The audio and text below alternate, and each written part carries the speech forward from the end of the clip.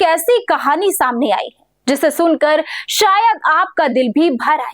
एक युवक जो रोज मजदूरी कर अपने परिवार का पेट पालता था, आज खुद जिंदगी के लिए दूसरों का मोहताज बन गया है।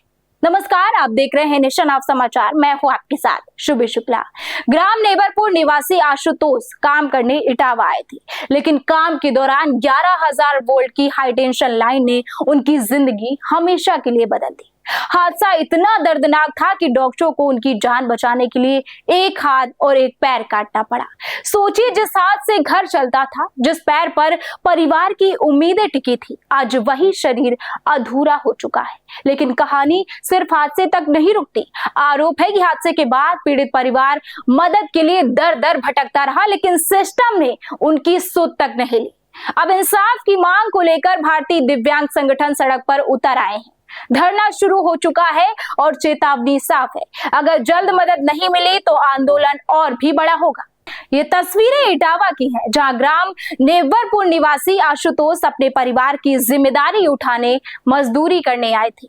घर की उम्मीदें, बूढ़े माँ बाप का सहारा और परिवार की रोजी रोटी, सब कुछ आशुतोष के कंधों पर था। लेकिन किस्मत को शायद कुछ और ही मंजूर था। काम के दौरान अचानक आशुतोष 11,000 वोल्ट की हाई टेंशन लाइन की चपेट में आ गए। करंट इतना तेज था कि उनका शरीर बुरी तरह से झुलस गया। गंभीर हालत में उन्हें अस्पताल पहुंचाया गया, जहां डॉक्टरों ने उनकी जान बचाने की पूरी कोशिश की, लेकिन हालत इतनी खराब थी कि एक पैर और एक हाथ काटना पड़ा। एक पल में जिंदगी बदल गई। जो युवक अपने परिवार का सहारा था, आज खुद दूसरों के सहारे जीने को मजबूर हो गया है। परिवार पर दुखों का पहाड़ टूट पड़ा है। घर की आर्थिक हालत पहले से कमजोर थी और अब इलाज का खर्च अलग।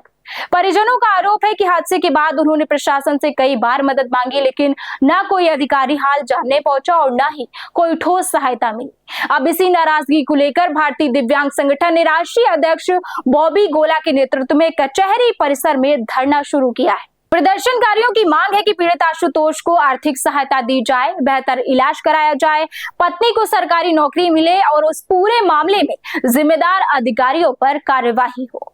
प्रदर्शनकारियों ने साफ चेतावनी दी है कि अगर जल्द ही न्याय नहीं मिला तो आंदोलन और भी उग्र किया जाएगा।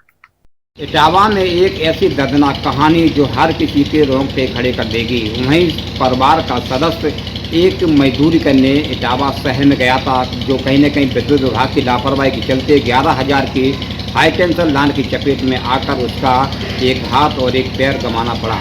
मामला यहीं नहीं रुका। किसी प्रकार का कोई भी इससे मजदूर के पीड़ित परिवार के घर न किसी कोई संबंधित अधिकारी पहुंचा और न ही उसको कोई न्याय मिला। लगातार पीड़ित परिवार अपनी दर्द की ठोकरें खाकर हताश होकर घर बैठ गया।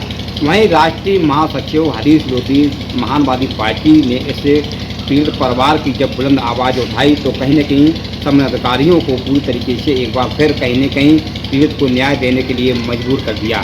वहीं भारतीय दलित संगठन के राष्ट्रीय अध्यक्ष बॉबी गोला ने भी इस पीड़ित के लिए लगातार कचहरी में पहुंचकर एक अपनी बुलंद आवाज़ की, जिसके चलते एक बार फिर कहीं जिलाधिकारी ने उसको भरोसा दिलाया।